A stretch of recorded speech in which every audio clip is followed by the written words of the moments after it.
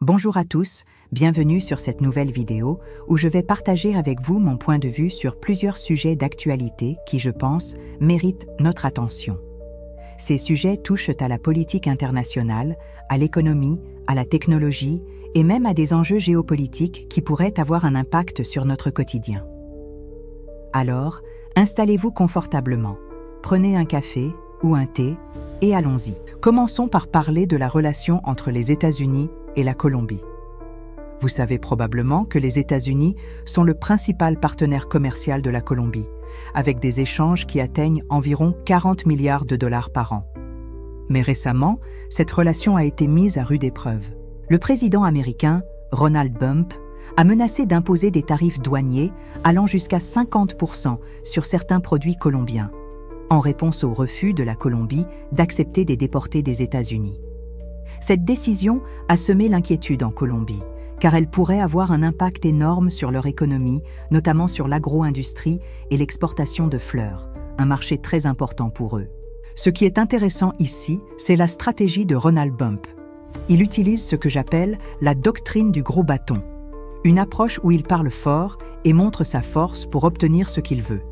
Mais cette fois, il semble avoir inversé la formule. Il parle fort et montre le bâton. Cela a fonctionné avec la Colombie, qui a finalement cédé, mais cela soulève des questions sur la manière dont cette stratégie pourrait être utilisée à l'avenir, y compris dans notre région. Cette situation nous rappelle une leçon biblique. Le sage prévoit le danger et se met à l'abri, mais l'insensé poursuit son chemin et en subit les conséquences. Proverbe 22, 3. En d'autres termes, il est crucial de rester vigilant et de se préparer aux conséquences potentielles de ces décisions géopolitiques. Passons maintenant à un autre sujet intrigant, les ambitions des États-Unis concernant le Groenland. Oui, vous avez bien entendu, le Groenland. Ronald Bump a exprimé son intérêt pour l'achat de ce territoire, qui est actuellement sous contrôle danois. Et si le Danemark refuse ? Eh bien, les États-Unis menacent d'imposer des tarifs douaniers sur les produits danois. Cela montre à quel point les États-Unis sont prêts à utiliser leur puissance économique pour atteindre leurs objectifs géopolitiques. Mais cela soulève également des questions sur les limites de cette stratégie. Jusqu'où peuvent-ils aller avant que d'autres pays ne décident de riposter ou de se tourner vers d'autres alliances ? Cette situation nous rappelle l'histoire biblique de la tour de Babel, Genèse 11, 1, 9, où les hommes ont cherché à construire une tour pour atteindre le ciel. Mais Dieu a confondu leur langue et dispersé les peuples. Cela nous enseigne que les ambitions démesurées peuvent conduire à la division et à l'échec. Parlons maintenant des BRICS, ce groupe de pays émergents composé du Brésil, de la Russie, de l'Inde, de la Chine et de l'Afrique du Sud. Ces pays cherchent à créer un monde multipolaire, où le pouvoir n'est pas concentré entre les mains d'une seule superpuissance, mais plutôt partagé entre plusieurs nations. Avec près de la moitié de la population mondiale et une part importante du PIB global, les BRICS pourraient bien réussir à contester la domination des États-Unis. Mais cela dépendra de leur capacité à unir leurs forces économiques, commerciales et militaires. Et avec l'arrivée de nouveaux membres, comme l'Arabie saoudite et l'Iran, les BRICS pourraient devenir encore plus influents. Cela nous amène à une question cruciale. Dans ce nouveau monde multipolaire, où se situera notre pays ? Allons-nous nous aligner sur les États-Unis ou allons-nous chercher à renforcer nos liens avec les BRICS ? C'est une décision qui aura des implications majeures pour notre avenir. Cette situation nous rappelle la parabole des talents, Matthieu 25, 14, 30, où chaque serviteur reçoit des talents selon ses capacités et doit les faire fructifier. De même, chaque pays doit utiliser ses ressources et ses alliances pour prospérer dans ce nouveau monde multipolaire. Maintenant, passons à un sujet qui me passionne particulièrement, l'intelligence artificielle, IA. Vous savez probablement que les États-Unis investissent massivement dans ce domaine, avec des projets comme Stargate, qui visent à injecter 500 milliards de dollars dans l'IA d'ici 2029. L'objectif est clair, dominer la course technologique et devenir le leader mondial de l'IA. Mais voilà qu'une entreprise chinoise, DeepSeek, vient de lancer un produit d'IA plus rapide, plus efficace et surtout beaucoup moins cher que ceux développés par les géants américains comme OpenAI et Nvidia. Cette entreprise affirme avoir développé son modèle en seulement 2 mois avec un budget de moins de 6 millions de dollars. En comparaison, Microsoft prévoit d'investir 80 milliards de dollars dans un nouveau centre de données pour l'IA. Cela soulève des questions sur l'avenir de l'IA. Est-ce que la bulle de l'IA est sur le point d'éclater? Est-ce que les investissements massifs des États-Unis sont justifiés? Ou est-ce que des entreprises comme DeepSeek montrent qu'il est possible de faire mieux avec moins? Et surtout, est-ce que cela signifie que le centre de la créativité technologique est en train de passer de l'Occident à l'Orient? Cette situation nous rappelle la parabole des 2 maisons, Matthieu 7, 24, 27, où l'une est construite sur le roc et l'autre sur le sable. De même, les investissements dans l'IA doivent être basés sur des fondations solides pour résister aux tempêtes économiques et technologiques. En parlant de la Chine, il est impossible d'ignorer les avancées technologiques impressionnantes qu'ils ont réalisées ces dernières années. Par exemple, ils ont développé des réacteurs au thorium, une alternative aux réacteurs nucléaires traditionnels qui utilisent un combustible plus abondant et moins dangereux que l'uranium. Ils ont également lancé des satellites quantiques, capables de créer des clés de cryptographie inviolables grâce à l'utilisation de photons. Et n'oublions pas leurs projets hypersoniques et leurs avancées dans la fusion du plasma. Toutes ces innovations montrent que la Chine est en train de devenir un leader technologique mondial, capable de rivaliser avec les États-Unis sur plusieurs fronts. Cela nous amène à une question cruciale. Est-ce que l'Occident a trop misé sur des initiatives comme le Green New Deal et la durabilité au détriment de l'innovation technologique? Pendant que les États-Unis parlaient de transition énergétique, la Chine a investi massivement dans des technologies de pointe qui pourraient bien leur donner un avantage stratégique dans les années à venir.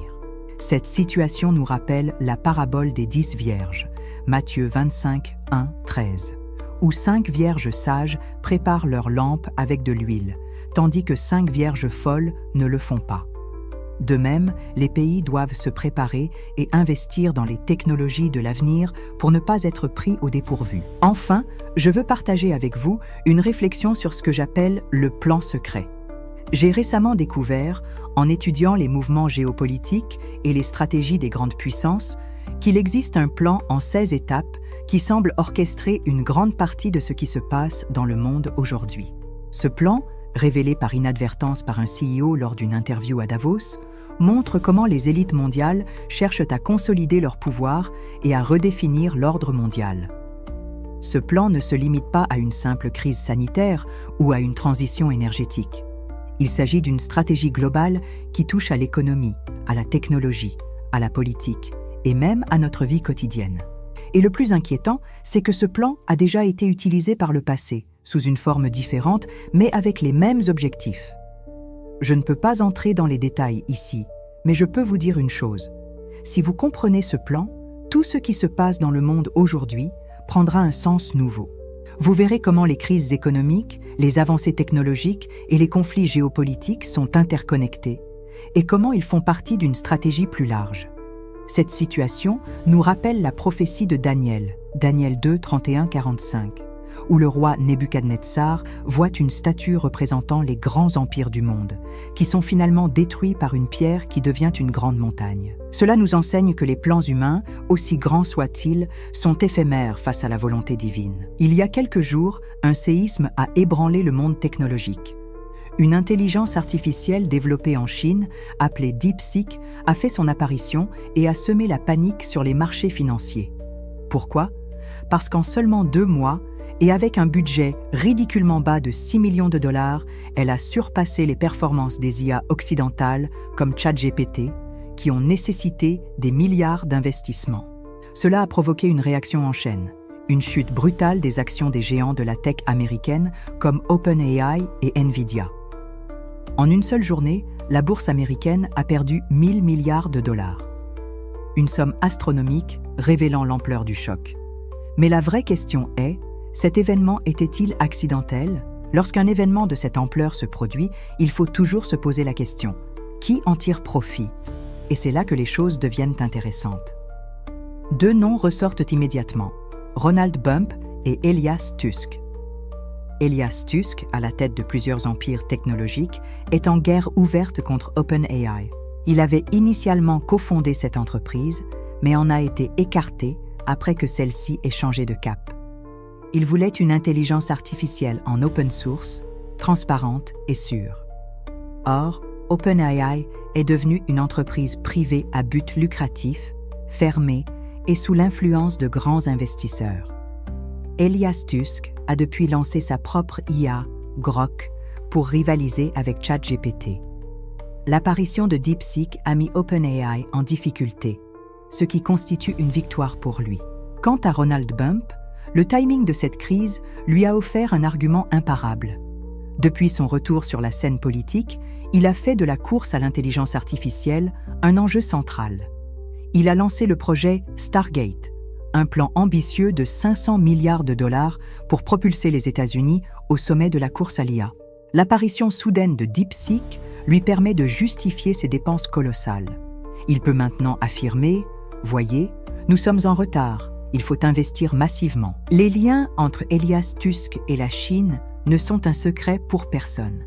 Il a toujours été proche du gouvernement chinois, notamment via Tesla, qui dépend largement du marché chinois pour sa production et ses ventes. Il ne critique jamais la politique de Pékin, contrairement à son habitude de s'attaquer aux autres dirigeants occidentaux. Certains s'interrogent, aurait-il facilité le développement de DeepSeek pour nuire à OpenAI et affaiblir ses concurrents américains? Cette idée semble d'autant plus plausible que l'IA chinoise est arrivée comme une réponse directe à la stratégie de Ronald Bump. Ce dernier, quant à lui, exploite cette situation pour justifier son projet Stargate. L'apparition de DeepSeek lui permet de renforcer son pouvoir et de convaincre le Congrès d'approuver ses budgets massifs. Elias Tusk et Ronald Bump auraient-ils trouvé un intérêt commun? Nous vivons dans une époque où l'information est une arme aussi puissante que les armes militaires. L'intelligence artificielle devient un outil de manipulation et de censure. DeepSeek, par exemple, a déjà montré des signes d'un fort biais pro-Pékin. Un journaliste américain a testé DeepSeek et a constaté que certaines réponses étaient effacées en temps réel lorsqu'elles critiquaient le gouvernement chinois. Cela montre à quel point l'IA peut être un instrument de propagande. Nous sommes à un tournant historique. L'intelligence artificielle va remodeler le monde, non seulement sur le plan économique, mais aussi en termes de pouvoir politique et militaire. Si DeepSeek est un avant-goût de l'avenir, alors nous devons nous poser la question: quel sera le rôle des grandes puissances dans cette révolution? La Chine semble avoir pris une longueur d'avance. L'Amérique réagit en mettant des sommes colossales sur la table. L'Europe, quant à elle, semble encore en retard. Les conséquences sont immenses. L'intelligence artificielle pourrait bouleverser le monde du travail, rendant des millions d'emplois obsolètes. Elle pourrait devenir un outil de surveillance de masse sans précédent. Elle pourrait être utilisée pour influencer les élections, manipuler l'opinion publique et contrôler l'information. La vraie question est, qui contrôlera cette technologie? Voilà. Nous avons couvert beaucoup de terrain aujourd'hui, des relations tendues entre les États-Unis et la Colombie, aux ambitions géopolitiques autour du Groenland, en passant par la course à l'intelligence artificielle et les innovations technologiques chinoises. J'ai également partagé avec vous une réflexion sur ce que j'appelle le plan secret, qui, je pense, mérite une attention particulière. Je crois qu'il est essentiel de rester informé et de comprendre les forces qui façonnent notre monde. Ce n'est qu'en comprenant ces enjeux que nous pourrons prendre des décisions éclairées pour notre avenir et celui de nos enfants. Merci d'avoir suivi cette vidéo jusqu'au bout. Si vous avez apprécié, n'hésitez pas à laisser un like, à vous abonner à la chaîne et à partager vos réflexions dans les commentaires. Et surtout, restez curieux, restez informés et préparez-vous à affronter les défis de demain. À bientôt pour une nouvelle vidéo.